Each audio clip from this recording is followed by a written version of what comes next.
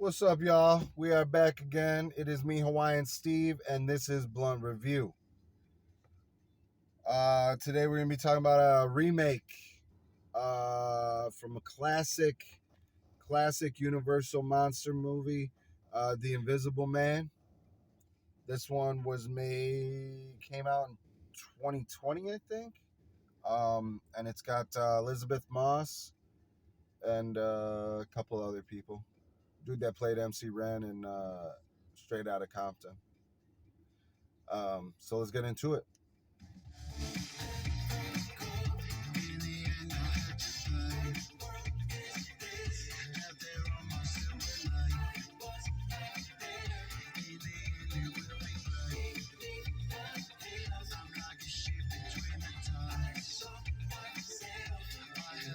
All right, let's get into it. The Invisible Man, which was, it was fucking crazy. I loved it. I had been seeing clips of this movie on different horror movie documentaries I've been watching, and I knew I had to watch it. I didn't really hear too much about it when it first came out. I wasn't psyched to see it or nothing. But after watching these clips and hearing more about the psychological torture through it all, I thought that would be a good watch. And so me and the wife watched it the other night. And trigger warning, females that have been through abusive relationships, this might be a hard watch for you, and understandably so. The main premise is, a very abusive relationship, and this guy who's a complete narcissistic control freak. She escapes him, and then he kills himself and leaves her all this money, right? Under the condition that she's doesn't get in trouble with the cops and that she's mentally competent, right? And that's when the terror starts. That's when the torture starts. This guy, he's the leader in his field of optics and whatnot. So he has created this suit, and from what I can tell, it's a suit that renders him invisible, obviously, and it looks like it's a suit made of a bunch of tiny little cameras. So I'm guessing that it's recording what's in front of you and projecting it behind him, and recording what's behind him and projecting in front of him to give the illusion that he's not there. And so he starts to torment her and just start doing all this crazy shit to her, and she knows that it's him somehow. She has no doubt in her mind, this motherfucker ain't dead. He's coming to get me. He figured it out. He figured out how to be invisible, whatever. Obviously, if you say that shit to normal people, they're going to look at you like you're fucking crazy. So that's what happens. She goes crazy. People think she's going crazy. And I feel like that is the ultimate psychological horror, thriller right there, is you he's gaslighting her, she knows what's real, but he's making her sound to everyone like she's fucking crazy. And that's got to be the worst, when you're getting committed to a mental institution and you're not crazy. And that was the coolest thing about this movie, about the take that they took on it.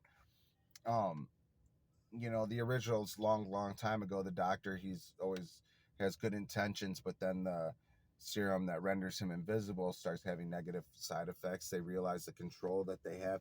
They realize the power that they have of being invisible. You can do whatever you want, and nobody's going to know it's you. So, but in this one, dude was a piece of shit beforehand. So you handed a bad guy a gun by giving him this suit. And yeah, he wastes no time in fucking with her. He he's she's living with this dude, her sister's boyfriend, and his daughter, and there's this scene where they're just crying together, and the dude in the invisible man just like slaps the shit out of the little girl, right? But it's just her and the girl, the woman in the room, so it looks like she did it. And that's the start of where people think she's going crazy. And that's the fun of it. Like, this movie was truly suspenseful and a great psychological thriller, and it is one of those like nail biting thrillers. You know, you are waiting for the next turn, you are waiting for the next move, you don't know what's going to happen. And I won't give you any spoilers, but the ending was good. um, I find that in a lot of horror movies, they have so much opportunity to ruin the ending, which they often do. This ending I thought was appropriate. I thought it was good. I enjoyed it. Um, and I mean, overall, this was a good watch. It was a good pick. I'm glad I picked this one out to check it out. It was really solid. And as far as Elizabeth Moss's performance, like, um, I feel like she's probably like one of my new favorite actresses right now. She fucking killed it. She killed it. And it almost makes me feel like maybe she did go through something similar to this. I know that the writer director had to have gone through some abusive shit, because they put a light on it that only it's very personal. Only someone who's gone through it would know. And and you appreciate that. You appreciate the sensitive nature in which she handles the whole subject. I cannot remember the director's name. Sorry. I know it's a female. She wrote the screenplay and she directed, and it's just, she did a phenomenal job. And you know, it's a great movie, great watch, definitely recommend it. So I would say I give it a solid 4 blunts, 4 out of 5 blunts.